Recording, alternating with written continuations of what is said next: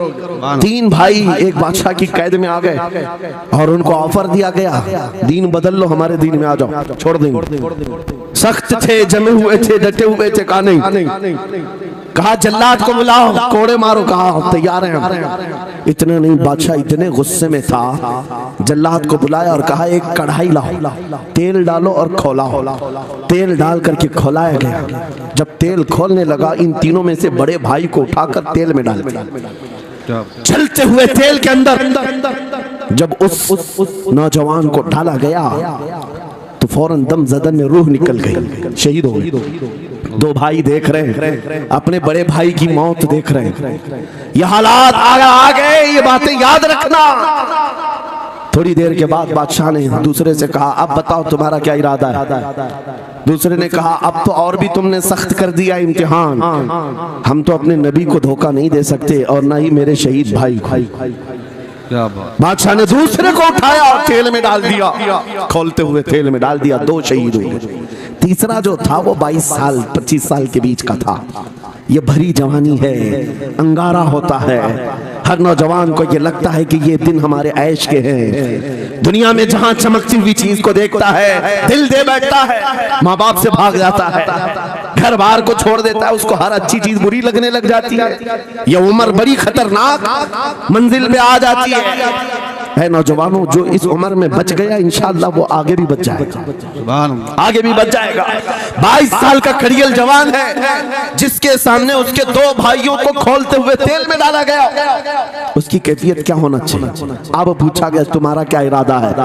कहा इस तरह तुम 100 बार भी तेल में डालोगे तो मैं यही कहूंगा मेरा रसूल मोहम्मद सुभान अल्लाह सल्लल्लाहु अलैहि वसल्लम, हमारे आका मोहम्मद सल्लल्लाहु अलैहि वसल्लम है, मैं यही कहूंगा। बादशाह इतने गुस्से में था, कहा कि इसको चीर दो, इसको काट दो।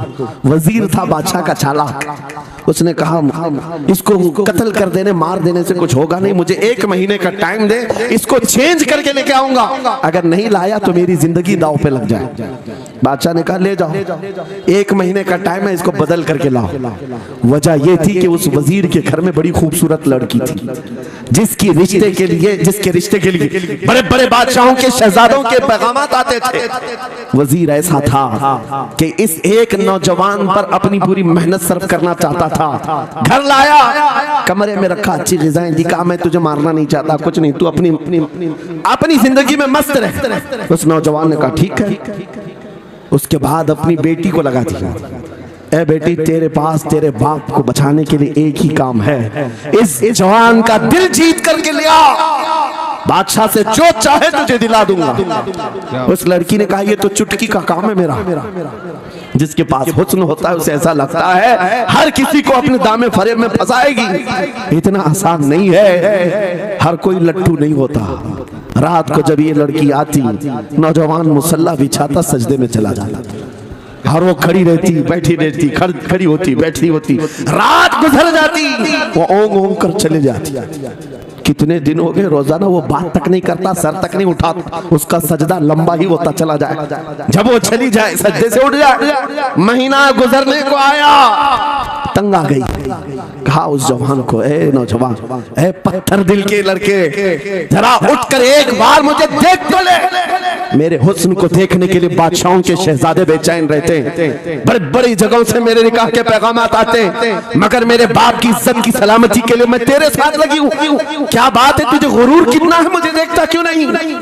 नौजवान ने सर उठाए बगैर कहा बस तू अपने मकसद में कामयाब नहीं हो सकती, वापस चली जा, इसलिए कि इन आंखों में एक ही हुस्न बस रहा है, वो आमिना के लाल का हुस्न है। क्या बात है, नारे तकबीर, बस वो एक हुस्न बसा हुआ है और उस हुस्न को धोखा नहीं दिया जा सकता। सुभान अल्लाह। वो खातून के दिल में, उस लड़की के दिल में ऐसी हैबत तारी हो गई, ऐसी हैबत तारी हो गई, कपकपाने लग गई और खड़े होकर कहने लगी मैं दिल से गवाही देती हूँ कि तू भी सच्चा है, तेरा दीन भी सच्चा है। सुभान अल्लाह सुभान अल्लाह। उठ जा, मुझे आजाद कर इस तमाम वाहियात जिंदगी से, मैं तेरे साथ आने को तैयार हूँ, तेरे दीन में भी और तेरे निकाह में भी।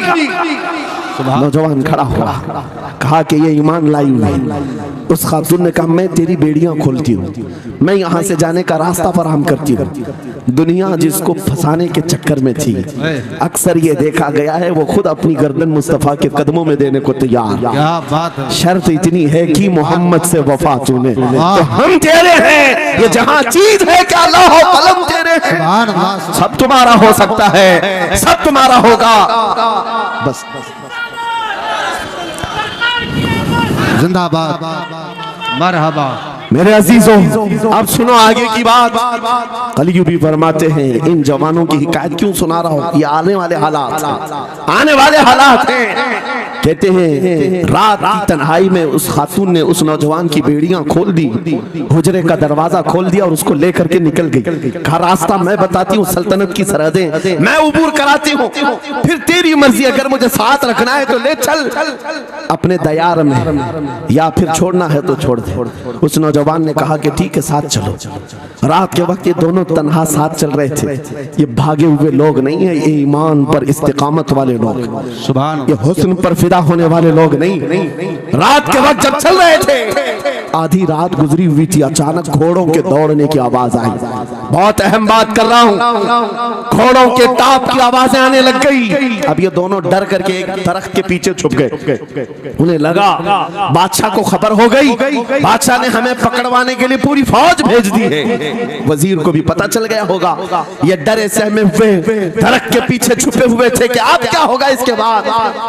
घोड़ों के दौड़ने की आवाज कम होती गई, कम होती गई, और इनके दरख्त के आगे आकर सारे घोड़ों की आवाज रुक गई, सब रुक गए। और ये दरख्त के बाहर सर नहीं निकाल रहे थे। बाहर आई हुई जमात ने इनका नाम लेकर पुकारा, फला बिन फला बाहर आ जाओ। ये नौजवान कहता है जब मैं बाहर आकर देखा ये बादशाह की फौज नहीं थी, इसके दोनों शहीद भाई पूरी जमात के साथ घोड़ों पर सवार हैं। सुभान अल्लाह। जिनको बादशाह ने खोलते हुए तेल में डाला था वो घोड़ों पर सवार आ रहे हैं। नौजवान देख करके हक्का बक्का रह गया। पूछा भाईजान आप कैसे आए, आप कैसे आए। उन दोनों भाइयों ने कहा ऐ हमारे नन्हे भाई क्या तुझे पता नहीं, अल्लाह ने फरमाया वला तक़ूलू लिमन युक़तलु फी सबीलिल्लाहि अमवात बल अहयाउ वलाकिन ला तशउरून। जो अल्लाह की राह में मारे जाएं उन्हें मुर्दा मत कहो, वो जिंदा है, तुम्हें उसका शऊर नहीं। ये सिर्फ तू हमें देख रहा है, पहचान रहा है। तुझे पता है ये जो जमात हमारे साथ आई है आम लोगों की नहीं, ये बदर खंदक के सहाबा की जमात है। सुभान अल्लाह, सुभान अल्लाह। बहुत अच्छा, या रसूल अल्लाह, मरहबा।